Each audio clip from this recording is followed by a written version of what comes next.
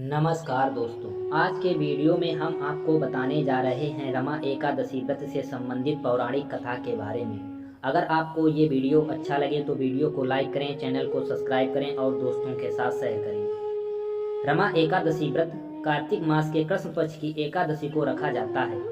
यह एकादशी भगवान विष्णु के साथ माता लक्ष्मी को समर्पित है, इसलिए इसे अत्यंत पूर्णकारी माना जाता है। इस व्रत की कथा का वर्णन स्वयं भगवान कृष्ण ने धर्मराज युधिष्ठिर को सुनाया था, जिसका उल्लेख पौराणिक ग्रंथों में मिलता है।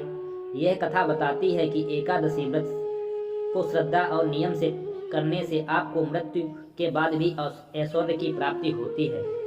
जानेंगे राजा मुचकुंद और चंद्रभागा की कथा के बारे में। प्राचीन काल में मुचकुंद नाम का एक धर्मात्मा और सत्यनिष्ठ राजा थे।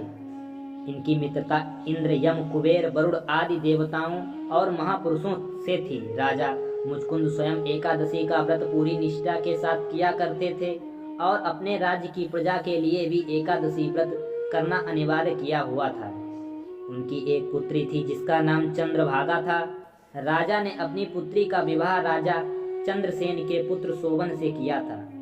जब पहली बार एकादशी व्रत आया तो चंद्रभागा ने अपने पति शोभन से भी एकादशी व्रत रखने का आग्रह किया।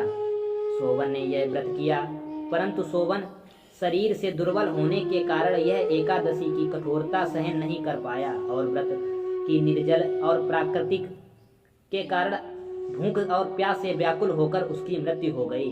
पति की मृत्यु से चंद्रभामा बहुत दुखी हुई और राजा मुचकुंद ने भी शोक जताया, लेकिन पुत्री बहुत ही उदास रहने लगी। राजा उसको सांत्वना दिया करता था। शोभन का एकादशी व्रत के पूर्ण से सदगति को प्राप्त हुआ। यह घटना के बाद शोभन ने एकादशी व्रत के प्रभाव से मदरांचल पर्वत पर देवताओं की नगरी प्राप्त की। यहाँ पर अप्सराओं से घिरे वैभवशाली जीवन को व्यतीत करते हुए वह बहुत ही खुशी था। एक बार जब राजा मुचकुंद मदरांचल पर्वत पर पहुंचे, यहाँ पर उन्होंने अपने मृत दामाद शोभन को दिव्य शरीर में जीवित देखा। यह देखकर वह आश्चर्यचकित रह गए। शोभन ने उन्हें बताया कि यह सब एकादशी व्रत के पूर्ण का फल है, लेकिन उनकी यह नगरी अस्थिर है। जब राजा वहां से वापस आए, यह बात अपनी पुत्री चंद्रभागा को बताया। चंद्रभागा ने अपने पति के पास जाने की उत्सुकता होने लगी। वह ऋषि वामदेव के आश्रम में पहुंची। उन्होंने चंद्रभागा की व्रत और निष्ठा को देखकर अभिषेक किया।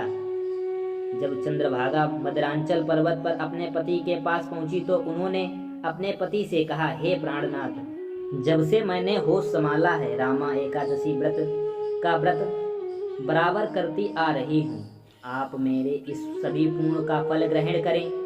चंद्रभागा के पूर्ण को प्राप्त करने से शोभन की अस्थिर नगरी तुरंत स्थिर और अटूट हो गई। इस प्रकार रमा एकादशी व्रत के प्रभाव से शोभन को उसका दिव्य जीवन और चंद्रभागा को उसके सौभाग्य की प्राप्ति हो गई।